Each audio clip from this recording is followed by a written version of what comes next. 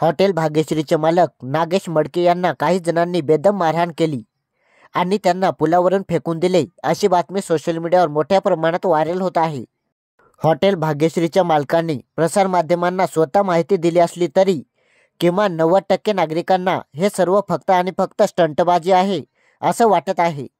त्यामुळे हे खरंच स्टंटबाजी आहे की खरंच हॉटेल भाग्यश्रीच्या मालकाला मारहाण करण्यात आली, हे आपण जाणून घेणार आहोत। त्यामुळे व्हिडिओला शेवटपर्यंत नक्कीच बघा।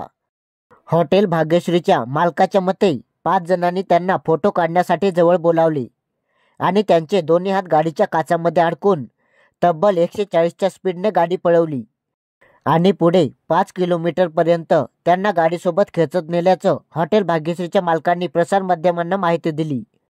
कोणतीही गाडी गिअर टाकल्या टाकल्या 140च्या स्पीडने पळत नाही आणि मालकाला गाडीजवळ उचलून न्यायला मालक का लहान लेकरू नाही, 30 ते 35 वर्षाचा युवक आहे।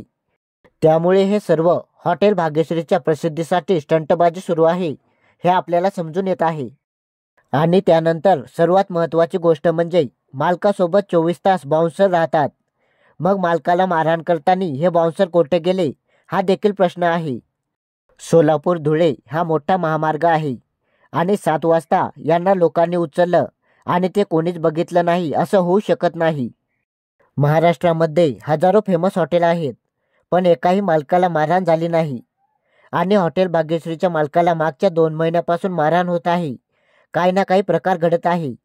त्यामुळे हॉटेल भाग्यश्रीच्या संबंधात होणाऱ्या घटना केवळ आणि केवळ पब्लिसिटी स्टंट आहेत हे जनतेला साफ दिसून येत आहे। सगळं काही प्रसिद्धीसाठी केलं जात आहे। तुम्हाला याबद्दल काय वाटते कमेंटमध्ये नक्की सांगा आणि आपल्या जागरूक महाराष्ट्र या चॅनलला नक्की सबस्क्राईब करा। धन्यवाद।